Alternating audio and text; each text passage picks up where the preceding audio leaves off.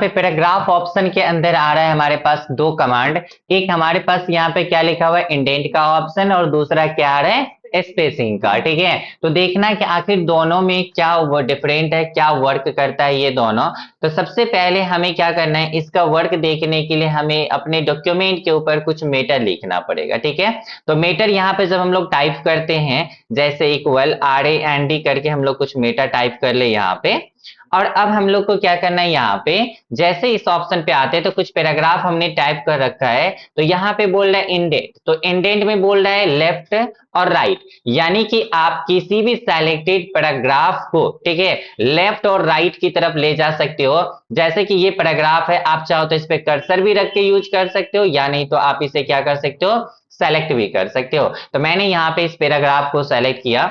अब अगर देखो कि इस पैराग्राफ को हम यहाँ पे इधर लाना चाहे तो ये कौन सा भाग होता है, लेफ्ट भाग। तो लेफ्ट में तो यहाँ पे रूलर एडजस्ट किया हुआ है, तो रूलर जब एडजस्ट है यहाँ पे, तो क्या ये लेफ्ट की तरफ जाएगा, नहीं ना। तो इस पैराग्राफ को लेफ्ट ले जाने के लिए हमें रूलर को लेफ्ट खिसकाना पड़ेगा, तो इसीलिए इंडेंट ऑप्शन की मदद से हम इसे चाहे तो राइट की तरफ ले जा सकते हैं। तो अब यहां से जैसे हम राइट ऑप्शन पे क्लिक करते हैं, तो आप यहाँ पे देखो, जब आप राइट ऑप्शन का प्रयोग करते हैं तो हमारा डेटा क्या हो रहा है ना, इधर से, ठीक है, यहां से देखना है राइट की तरफ, ठीक है ना, राइट की तरफ यहाँ पे स्पेस बना रहा है, और जब हम लेफ्ट की तरफ यहाँ पे क्लिक करते हैं तो अब हमारा डेटा जो होता है लेफ्ट साइड से किधर जा रहा है, लेफ्ट साइड से राइट। यहाँ पे जब हम प्रयोग कर रहे हैं ना, तो यहाँ पे डेटा क्या हो रहा है हमारा, राइट टू किधर आ रहा है, लेफ्ट की तरफ आ रहा है। लेकिन जब लेफ्ट वाले पे क्लिक करते हैं तो यहाँ पे दिखा भी रहा है कि लेफ्ट साइड से डेटा किधर की तरफ मूव करेगा, राइट। लेकिन यहां पे देखो तो डेटा किधर से मूव कर रहा है, राइट से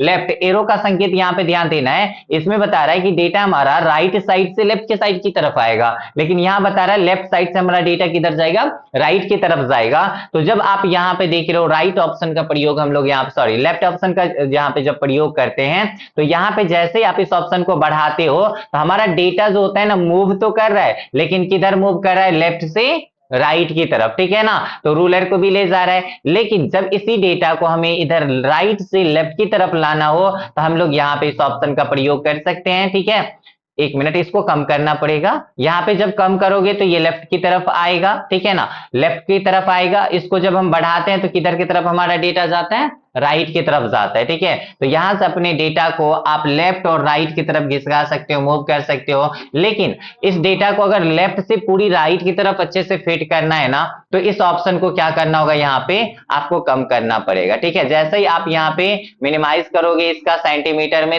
वैसे ही आपका ये डेटा जो होता है पूरी तरह से इधर से उधर की तरफ फैलते चले जाएगा। तो इसको हम लोग क्या करते हैं, यहाँ पे 0 रखते हैं। कितना रखना है हमें, यहाँ पे 0 रख लेते हैं, क्लियर ना।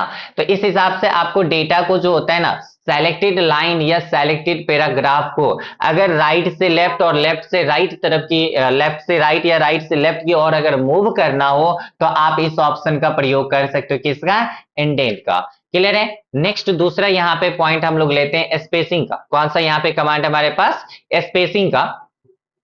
तो स्पेसिंग का कार्य क्या है, यहाँ पे ध्यान से देख लेते हैं कि स्पेसिंग यहाँ पे बिफोर और आफ्टर है। तो बिफोर का मतलब क्या होता है, पहले, और आफ्टर का मतलब बाद में। इसका कहना है कि जब हम किसी भी लाइन या पैराग्राफ को सेलेक्ट करेंगे ना, तो सेलेक्टेड लाइन या पैराग्राफ के ऊपर में अगर स्पेस देना है, ठीक है, ऊपर में, तो बिफोर करना पड़ेगा, ठीक है, और आफ्टर में करेंगे तो बाद में, यानी नीचे आएगा। जैसे कि मैं ये वाला देखो, ऊपर भी पैराग्राफ है हमारे पास, नीचे भी पैराग्राफ है, ठीक है, मैं इस बीच वाले को सेलेक्ट कर लेता हूं। आप चाहो तो सेलेक्ट करो, या नहीं तो आप क्या कर लो, इस पे वैसे पैराग्राफ सेलेक्ट करने का शॉर्टकट की आपको यहाँ पे जो होता है ना, शॉर्ट तरीका बता रखे थे कि किसी भी पैराग्राफ के ऊपर, ठीक है ना, यहाँ पे अगर ट्रिपल क्लिक करते हो माउस का तो ऑटो सेलेक्ट होता है। तो यहाँ पे हम लोग क्या करते हैं, ट्रिपल क्लिक करते हैं, ऑटोमेटिक हमारा पैराग्राफ क्या हो चुका है, सेलेक्ट हो गया। अब सेलेक्ट होने के बाद ऊपर में भी पैराग्राफ है, नीचे में भी पैराग्राफ है। हम चाहते हैं कि ये जो पैराग्राफ हमारा सेलेक्ट है ना, इसके और इसके बीच में ना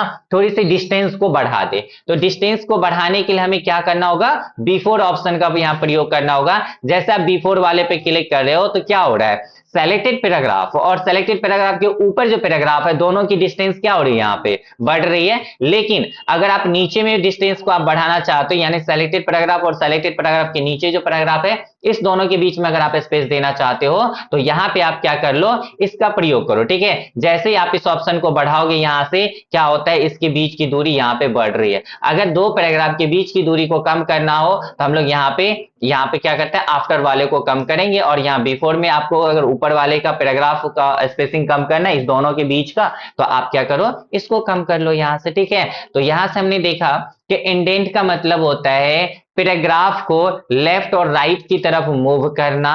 देन स्पेसिंग का काम होता है सेलेक्टेड पैराग्राफ के ऊपर या सेलेक्टेड पैराग्राफ के नीचे क्या करना है, स्पेस को कम या ज्यादा करना।